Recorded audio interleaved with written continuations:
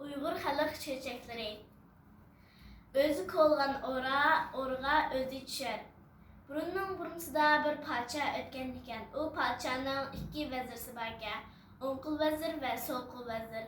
Onkul vezir intayin ahkımıl hem bilimlik iken, ama soğukul vezir bilimsiz hem aşkız iken. Bir günü soğukul vezir onkul vezirini tamak çakırıptı. Soğukul vezir qasdanga tamakka jiq samsaq so'zlatibdi. Ular tamakni yeb bo'lgandan keyin podshoning o'rdisiga beribdi. Podshoning o'rdisida o'nqul vazir gap qilgan chog'da og'zini itivilib gapiribdi. So'qul vazir kaplar xonalilari. Qarang, o'nqul vazir sizga adabsizlik qildi, debdi so'qul vazir.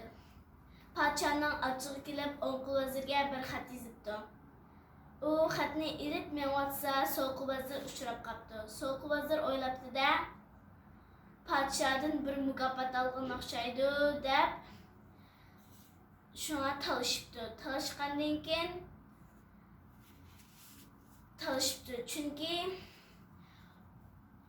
podsho puhrolarga mukofot olsa yo jazolasa xatni bilib xatni berdigan.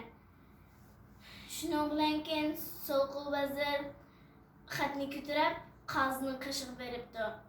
Qozi u xatni ilib ichib qarasa, mening oldimda adablik bo'lmagandan keyin shunga beshi ilinsin debdi. So'qul vazirning beshi ilinibdi.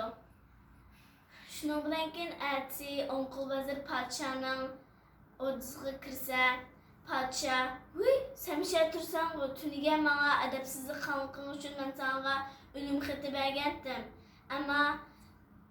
Ammo sen shu tursan, debdi podsho. O'nqul vazir, men sizga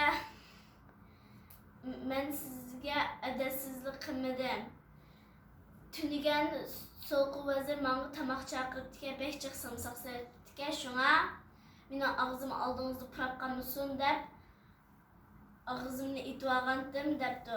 Men xatni ilib menvatsam so'qul vazir uchrab qolgandi. Shunga mendan xatni talashgandi, men berdim debdi o'nqul vazir. So'qul vazir podsho debdi. So'qul vazir o'zi ko'lgan o'rga o'zi chiqdi. Rahmat.